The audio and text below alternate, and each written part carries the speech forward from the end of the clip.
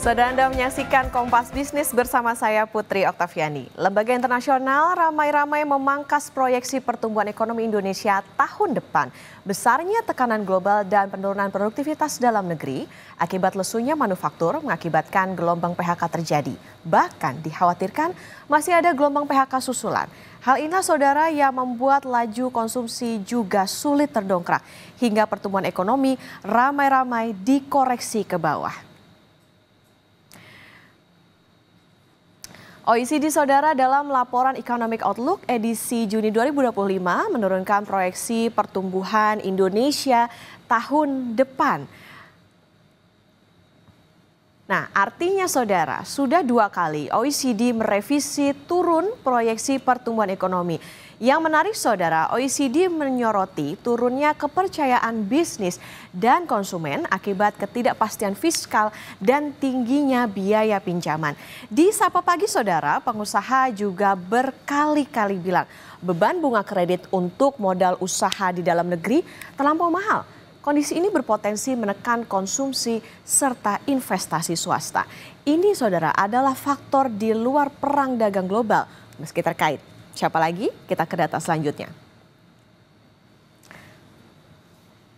Di 2 bulan sebelumnya saudara, ini versi Bank Dunia ya. Jadi Bank Dunia dalam laporan Macro Poverty Outlook edisi April 2025 juga menggunting proyeksi pertumbuhan ekonomi Indonesia dari 5,1% menjadi 4,7% untuk 2025. Nah, ini masih kata Bank Dunia ya. Rata-rata pertumbuhan ekonomi Indonesia hanya akan berada di kisaran 4,8% tahun 2026 sampai 2027.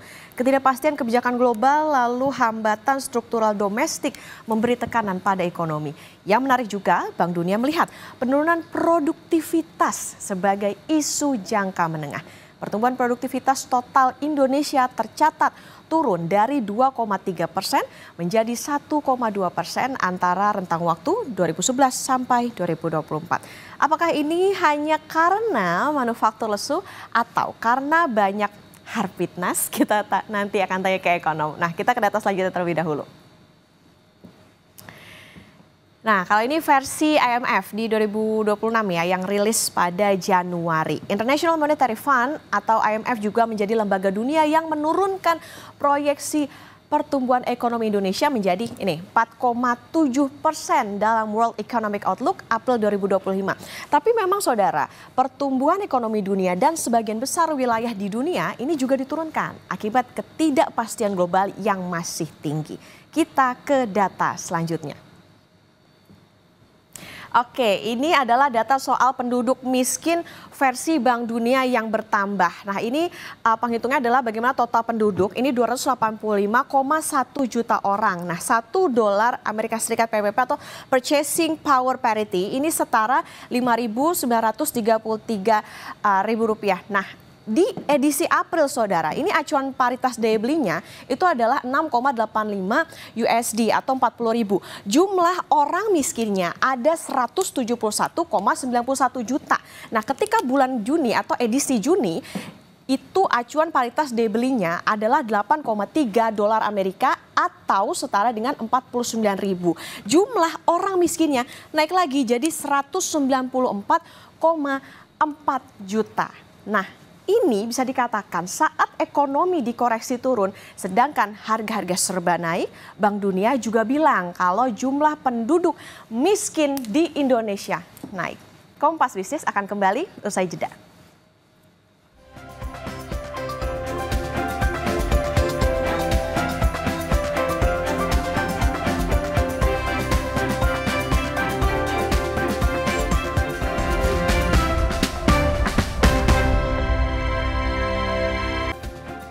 Kembali di Kompas Bisnis saudara, jadi haruskah terima saja proyeksi ekonomi yang diturunkan oleh lembaga dunia atau perlu upaya cepat yang dilakukan pemerintah untuk mengungkit ekonomi, terutama mencegah kelas menengah makin jatuh?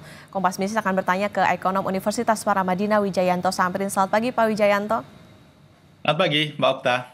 Pak Wijayanto, kalau tadi kita melihat di segmen sebelumnya, ini rame-rame OECD, Bank Dunia, IMF, menurunkan proyeksi pertumbuhan ekonomi, angkanya hampir sama. Bisa diterimakah atau memang karena pemerintah selama ini kan mengklaim ekonomi kita resilient. Benarkah demikian, Pak?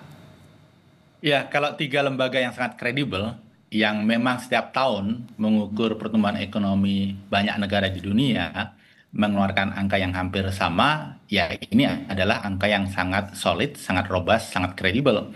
Apalagi kalau kita lihat pertumbuhan ekonomi versi BI itu 4,6 hingga 5,4. Artinya 4,7% itu masih dalam range proyeksi BI.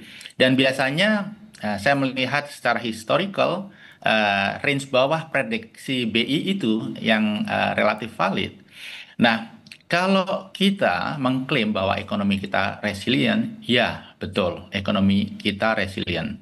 Kenapa? Karena sekitar 60% GDP kita itu disupport oleh konsumsi rumah tangga, makan, kemudian belanja rumah tangga, yang kondisi baik atau buruk itu harus tetap di spending, gitu ya. Jadi masyarakat berusaha keras tetap untuk mempertahankan konsumsinya, gitu ya, karena ini disebut resilient.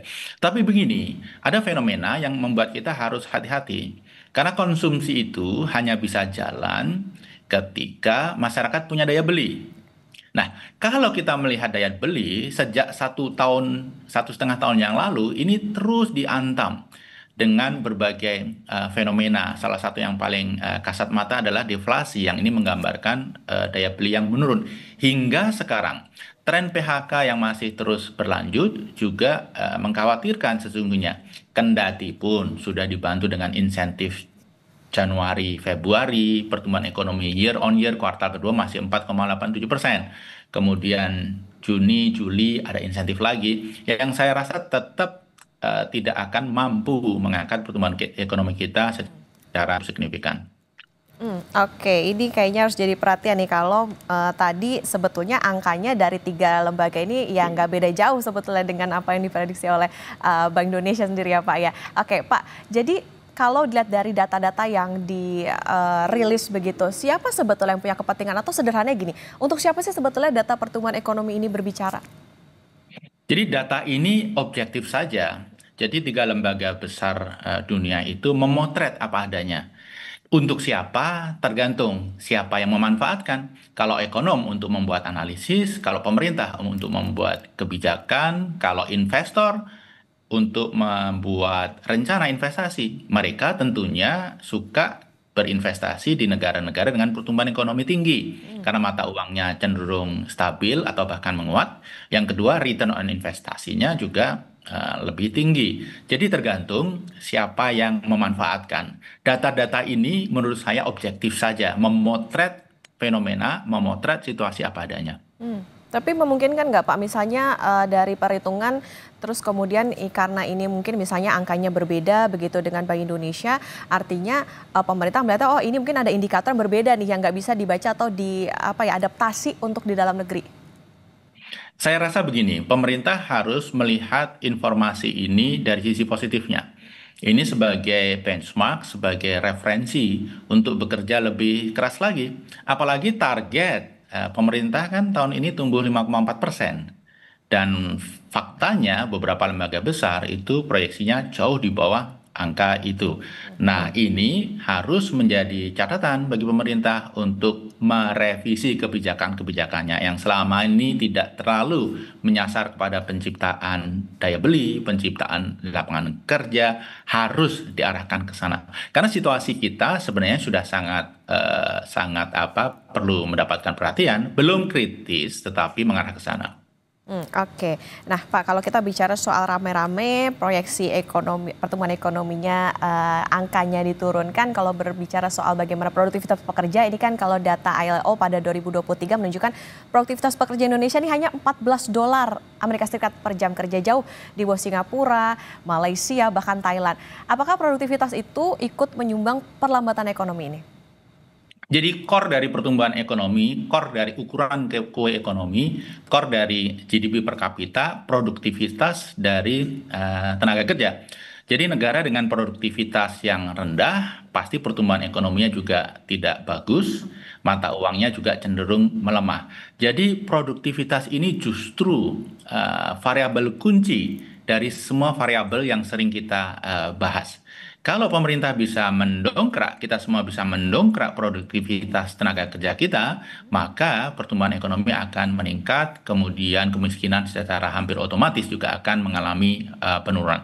Jadi angka produktivitas ini angka yang sangat kunci. Bahkan Mbak Okta, kalau saya melihat angka produktivitas menurut ILO, ini kan ILO memotret total GDP dibagi dengan jumlah pekerja, begitu ya. Tapi kalau kita fokus ke sektor manufaktur saja, angkanya belum dihitung, tapi prediksi saya posisi kita lebih menyedihkan. Hmm. Karena kita cukup terbantu dari sisi produktivitas ini karena ada sektor-sektor seperti tambang yang besar, tenaga kerjanya sedikit, ini mendongkrak hitungan produktivitas itu. Kemudian juga CPO, ini juga mendongkrak perhitungan produktivitas itu. Tapi kalau coba kita potret di manufacture saja, ranking kita di level dunia, saya rasa kemungkinan besar akan lebih rendah lagi. Oke, nah tapi kalau misalnya bicara gini Pak, misalnya produktivitas kita bisa dikatakan masih di bawah dari negara lain. Apakah ini karena kondisi itu tadi manufaktur yang lesu atau sebetulnya banyak Harpitnas, Hari Kejepit Nasional dan juga cuti bersama kalau kayak bulan ini kan udah lumayan nih gitu banyak Harpitnasnya. Ya, ada beberapa faktor. Yang pertama adalah infrastruktur yang dimiliki oleh negara itu. Kalau logistiknya efisien, maka produktivitasnya akan meningkat. Kemudian tingkat kecanggihan perlengkapan di pabrik-pabrik di tiap negara. Ketika pabriknya itu advance, banyak fasilitas canggih gitu ya, maka produktivitasnya juga akan meningkat. Nah, tadi yang disinggung oleh Mbak Okta sangat menarik tentang hari libur. Saya melihat data gitu ya, hari libur nasional kita tahun ini itu 27. Ini termasuk yang sangat tinggi. Yang lebih tinggi dari kita itu Nepal, 35. Tetapi Sabtu mereka kerja. Oke. Jadi kalau kita menghitung libur hari Sabtu plus hari libur nasional, belum lagi ditambah Lebaran, biasanya untuk menghindari kemacetan ditambah libur seminggu 2 minggu, barangkali jumlah libur kita ini termasuk yang paling tinggi. Ada hitungan, kami beberapa ekonom menghitung gitu ya.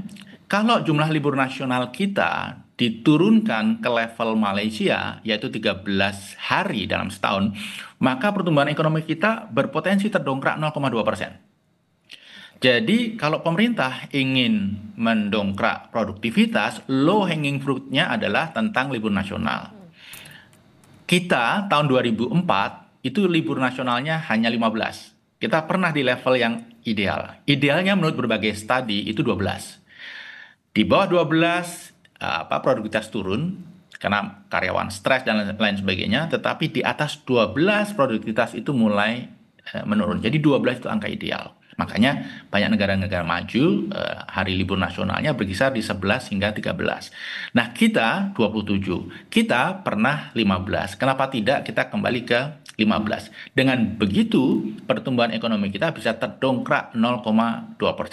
Yang perlu menjadi catatan Mbak Okta, dengan banyaknya libur nasional ini, selain merepotkan para pengusaha karena dia harus membayar upah lebih tinggi karena dihitung sebagai lembur, ini juga buruk bagi sektor finansial kita. Jadi pasar modal kita, pasar uang kita, di banyak negara mereka buka hampir setiap saat, tetapi di Indonesia ketika libur nasional mereka juga tutup. Jadi ini sebenarnya sangat mengganggu bagi investor yang ingin masuk ke Indonesia. Makanya yang Mbak singgung tadi, libur nasional itu sesuatu yang kelihatannya sepele, tetapi sebenarnya sangat penting. Dan ini low hanging fruit. Oke, artinya gini Pak, misalnya kalau tadi dikatakan menarik ada idealnya 12 hari, tapi kalau kita berkaca ke Malaysia 13 hari per tahun itu bisa mendongkrak 0,2% perekonomian. Nah tapi ada harga yang harus dibayar nggak sih Pak? Misalnya gini kayak ketika masa libur lebaran kenapa dipanjangkan cuti bersamanya karena untuk mengurai kemacetan dan lain sebagainya. Apakah itu dampaknya akan lebih besar lagi ketika masyarakat bermacet-macetan atau bahkan tidak mudik di masa itu? Seperti apa Pak untuk menghindari macet gitu misalnya?